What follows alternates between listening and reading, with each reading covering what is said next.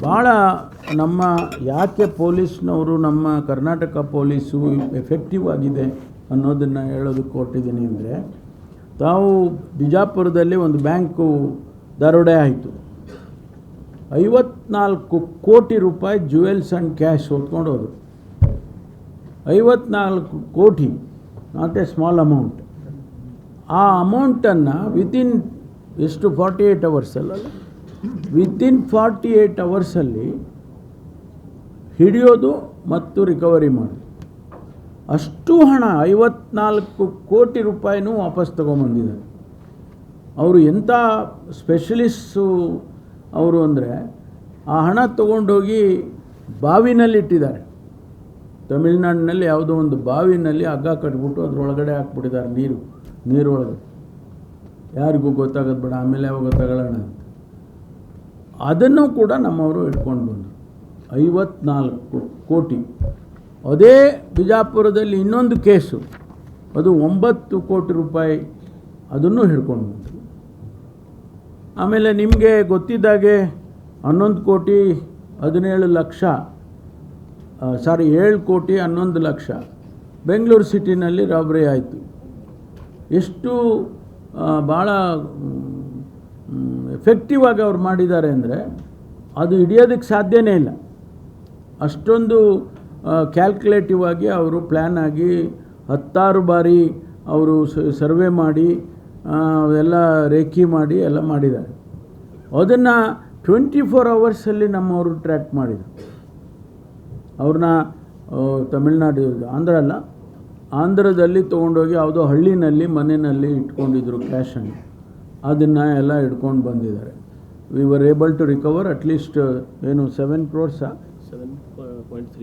7.3 crores out of 7 crores 11 lakhs. ಮಿಕ್ಕಿದೊಂದಷ್ಟೇನೋ ಖರ್ಚು ಮಾಡ್ಕೊಂಡಿದ್ರು ಅಂತ ಕಾಣಿಸುತ್ತೆ. ಅದು ರಿಕವರಿ ಆಗಿದೆ. ಹೆಂಗಾಯಿತು? ಅದಕ್ಕೆ ಟೆಕ್ನಾಲಜಿ ಯೂಸ್ ಮಾಡಿದ್ರು. ಇಲ್ಲಿ ಬೆಂಗಳೂರಿದು ಅದನ್ನೆಲ್ಲ ಬೇರೆ ಸಪ್ರೇಟಾಗೆ ನೀವು ತಿಳಿಸ್ಬೇಕು. 200 ಜನ ಅದಕ್ಕೆ ನಾವು ಡಿಪ್ಲಾಯ್ ಮಾಡಿದ್ವಿ.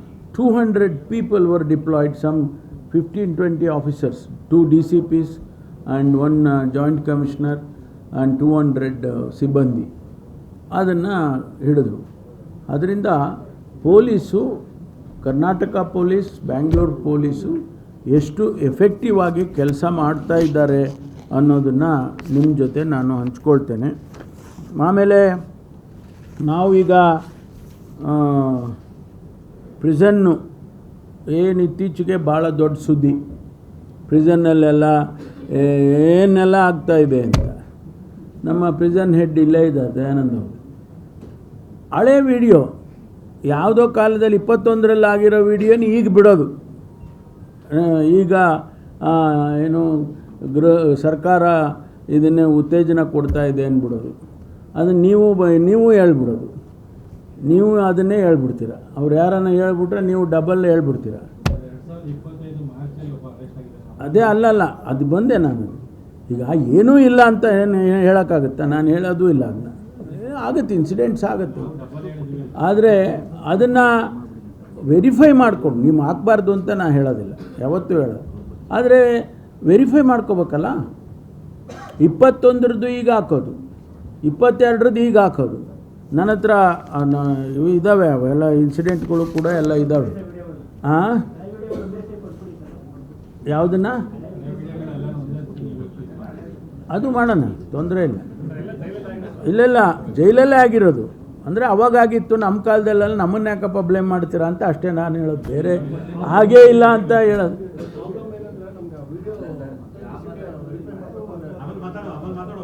ಹಾಂ, ಆಯಿತಾ?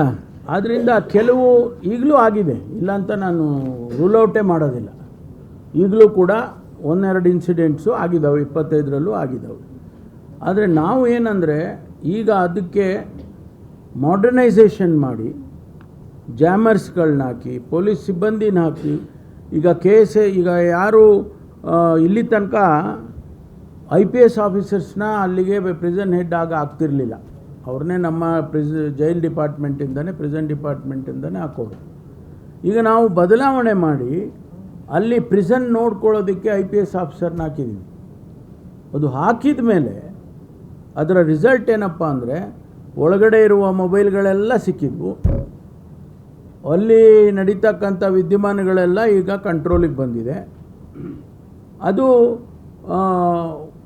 ನನಗನ್ಸುತ್ತೆ ಅದು ಒಂದು ಬದಲಾವಣೆಯ ಬಿಗಿನಿಂಗ್. ಅದನ್ನು ಏನು ಟೈಟ್ ಮಾಡಿದ್ದಾರೆ ಈಗ, ಒಂದೇ ಎಂಟ್ರಿ ಅಲ್ವಾ, ಒಂದೇ ಎಂಟ್ರಿನಲ್ಲೇ ಹೋಗಬೇಕು. ಎಲ್ಲ ಹೋದರೆ ಎಲ್ಲ ಇದರಲ್ಲೇ ಹೋಗಬೇಕು.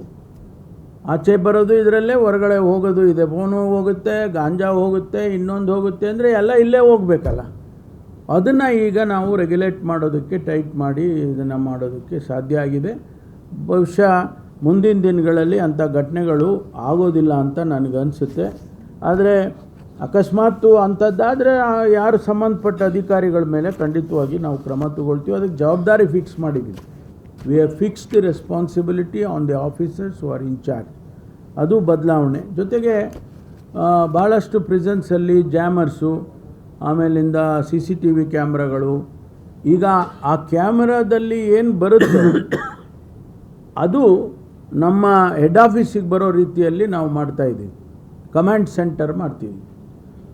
ಅಲ್ಲಿ ಏನು ಕ್ಯಾಮ್ರಾ ಯಾವುದೋ ಒಂದು ಪ್ರಿಸನ್ನಲ್ಲಿ, ಈಗ ಬೆಳಗಾಂ ಪ್ರಿಸನ್ನಲ್ಲಿ ಒಂದು ಬ್ಯಾರಕ್ಸ್ನಲ್ಲಿ ಏನೋ ಆಗ್ತಾಯಿದೆ ಅಂದರೆ ಅದರ ಇದು ಫೀಡು ಇಲ್ಲಿ ನಮ್ಮ DGಗೆ ಬರುತ್ತೆ. ಅದನ್ನು ಈಗ ಮಾಡ್ತಾಯಿದ್ದೀವಿ. ಆ ಬದಲಾವಣೆಯನ್ನು ತಂದಿದ್ದೀವಿ. ಆಮೇಲೆ ಜಾಮರ್ಸ್ಗಳು, ಈಗ ಫೋನ್ ತೊಗೊಂಡೋಗಿ ಯಾರೋ ಫೋನ್ ಕೊಡ್ಬೋದು, ಆದರೆ ಫೋನ್ ವರ್ಕ್ ಆಗಬೇಕಲ್ಲ. ಈಗ ಪರಪ್ಪನಗರದಲ್ಲಿ ಮತ್ತು ಮಂಗಳೂರಿನಲ್ಲಿ ಅಲ್ಲೆಲ್ಲ ಏನಾಗಿದೆ ಅಂದರೆ ಎಲ್ಲ ಸಿಟಿ ಒಳಗಡೆ ಇದೆ ಜೈಲು. ಪರಪ್ಪನಗರ ಸಿಟಿ ಆಚೆ ಇತ್ತು ಒಂದು ಕಾಲಕ್ಕೆ, ಎಲ್ಲೋ ದೂರದಲ್ಲಿ ಯಾವುದೋ ಹಳ್ಳಿನಲ್ಲಿದ್ದಂಗೆ ಇತ್ತು. ಈಗ ಸಿಟಿ ಒಳಗಡೆ ಸೇರ್ಕೊಂಡ್ಬಿಡ್ತದು. ಪಕ್ಕದಲ್ಲಿರೋರು ಅವರು ಏನಾಗ್ತದೆ, ಈಗ ಸರ್ವಿಸ್ ಪ್ರೊವೈಡರ್ಸ್ಗೆ ಅವ್ರಿಗೆ ವರ್ಕ್ ಆಗಬೇಕು. ಸೊ ಅವ್ರೇನು ಮಾಡ್ತಾರೆ, ಹೈ ಡೆಫಿನಿಷನ್ ಇದನ್ನು ಹಾಕಿದ್ದಾರೆ, ಟವರ್ಗಳು. ಅದು ಈ ಒಳಗಡೆ ಇರೋವನಿಗೂ ಸಿಗುತ್ತೆ. ನಾವು ಜಾಮರ್ ಹಾಕಿದರೂ ಕೂಡ ಅದು ಸಿಕ್ಕುತ್ತೆ ಅವನಿಗೆ ಕನೆಕ್ಷನ್. ಅದಕ್ಕೀಗ ನಾವು ಹೊಸದಾಗಿ ನಾವು ಟೆಕ್ನಾಲಜಿಯನ್ನು ನಾವು ರಿಕ್ವೆಸ್ಟ್ ಮಾಡ್ಕೊಂಡಿದ್ದೀವಿ ಸರ್ವಿಸ್ ಪ್ರೊವೈಡರ್ಸ್ಗೆ. ನಮಗೆ ಅಷ್ಟಕ್ಕೆ ನಾವು ರಿಸ್ಟ್ರಿಕ್ಟ್ ಮಾಡೋ ರೀತಿಯಲ್ಲಿ ಮಾಡೋದಕ್ಕೆ ಹೊರಟಿದ್ದೀವಿ. ಅದಾದರೆ ಇವನು ಫೋನ್ ತೊಗೊಂಡೋದ್ರೂ ಕೂಡ ಅದೇನು ವರ್ಕ್ ಆಗೋದಿಲ್ಲ. ಈಗಾಗಲೇ ಮಂಗಳೂರಲ್ಲಿ ಏನಾಗಿದೆ, ಸಿಟಿ ಒಳಗಡೆ ಇದೆ, ಆ ಕಾಂಪೌಂಡ್ ಪಕ್ಕದಲ್ಲೇ ರಸ್ತೆ ಹೋಗುತ್ತೆ.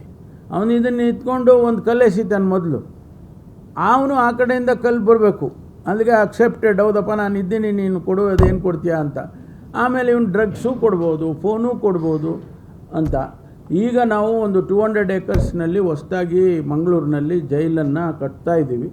ಅದಾಗಲೇ ಒಂದು 60% ಆಗಿದೆ. ಇನ್ನೊಂದು 40% ಆದರೆ ಅಲ್ಲಿಗೆ ಶಿಫ್ಟ್ ಮಾಡಿಬಿಡ್ತೀವಿ. ಈ ಸಮಸ್ಯೆ ಬಗೆಹರುತ್ತೆ ಮಂಗಳೂರಿನಲ್ಲಿ. ಶಿವಮೊಗ್ಗದಲ್ಲಿ ಆಗಿದೆ, ಹೊಸ ಜೈಲಾಗಿದೆ, ಅಲ್ಲಿ ಕೂಡ ಸಮಸ್ಯೆಗಳು ಬಗೆಹರಿದಿದ್ದಾವೆ. ಆದ್ದರಿಂದ ಇಲ್ಲಿ ಭಾಳ ಸ್ಟ್ರಿಕ್ಟಾಗಿ ಈಗ ಎನ್ಫೋರ್ಸ್ ಮಾಡ್ತಕ್ಕಂಥ ಕೆಲಸವನ್ನು ಪ್ರಿಸನ್ಸಲ್ಲಿ ತೊಗೊಳ್ತಿದ್ವಿ. ಮಾಡರ್ನೈಸೇಷನ್ ಕೂಡ ಮಾಡ್ತಾಯಿದ್ವಿ. ಆಮೇಲೆ ನಮ್ಮ ಫೈರ್ ಡಿಪಾರ್ಟ್ಮೆಂಟಲ್ಲಿ ಸಮಸ್ಯೆಗಳು ಭಾಳ ಇತ್ತು. 21 ಮೀಟರ್ಸ್ಗೆ ಈ ಶಾಲಾ ಕಾಲೇಜಿಗೆಲ್ಲ ಇದು ಫೈರ್ ಇದು NOC ತಗೋಬೇಕು, ಅದೆಲ್ಲ ಭಾಳ ತೊಂದರೆ ಆಗ್ತಾಯಿತ್ತು. ಹಾಗಾಗಿ ಈಗ ಅದನ್ನೆಲ್ಲ ಅಲ್ಲೇ ಆ ಡಿಸ್ಟ್ರಿಕ್ಟಲ್ಲಿ ಇರ್ತಕ್ಕಂಥ ರೀಜನಲ್ ಆಫೀಸರ್ ಯಾರಿದ್ದಾರೆ ಅವರೇ ಕೊಡ್ಬೋದು, NOC ಅವರೇ ಕೊಡ್ಬೋದು. ಒಂದು ಶಾಲೆಗೆ ಒಂದು NOC ತಗೋಬೇಕು ಅಂದರೆ ಹೆಡ್ ಆಫೀಸಿಗೆ ಬರಬೇಕಾಗಿತ್ತು.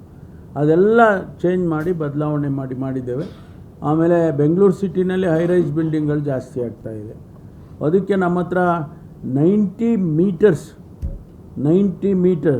ಅಂದರೆ 280 ಅಡಿ, 289 ಅಡಿ ಹೋಗ್ತಕ್ಕಂಥ ಲ್ಯಾಡರು.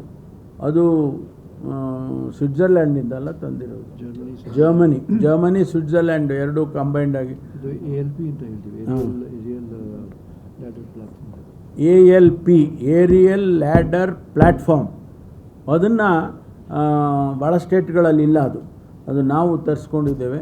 ಅದು ಕೂಡ ಈಗ ಉಪಯೋಗಕ್ಕೆ ಬರ್ತಾ ಇದೆ ಅನ್ನೋದನ್ನು. ಆಮೇಲೆ ಈಗ ಬರುವ ಬಡ್ಜೆಟ್ನಲ್ಲಿ, ಕಳೆದ ಬಡ್ಜೆಟಲ್ಲಿ 5 ನಮಗೆ ಮಂಜೂರಾತಿ ಕೊಟ್ಟಿದ್ದಾರೆ. ಅದನ್ನು ಕೂಡ ಪ್ರೊಕ್ಯೂರ್ ಮಾಡ್ತೀವಿ. ಯಾಕೆಂದರೆ ಅವ್ರು ಬೇಗ ಸಿಗೋದಿಲ್ಲ, ಅವರು ಮೇಡ್ ಟು ದಿ ಆರ್ಡರ್ ಆ ಥರನೇ ಬರೋದು. ಈಗ ಫೈರ್ ಟೆಂಡರ್ಸ್ಗಳು ಎಲ್ಲ ಕೂಡ ಅವು ಸ್ಪೆಷಲಿ ಮೇಡ್. ನಾವು ಅಂಬಾಸಿಡರ್ ಕಾರು ಇದು ಏನೋ ಇದು ಈ ಹೊಸ ಕಾರ್ ಬಂದಿದ್ದಾವಲ್ಲ ಅವೆಲ್ಲ ತಗೊಂಡಂಗೆ ತಗೊಳಕ್ಕಾಗೋದಿಲ್ಲ. ಅವೆಲ್ಲ ಆರ್ಡರ್ ಮಾಡೇ ತೊಗೋಬೇಕಾಗ್ತದೆ. ಅದರಿಂದ ಅದನ್ನು ಕೂಡ ನಾವು ಮಾಡಿದ್ದೇವೆ.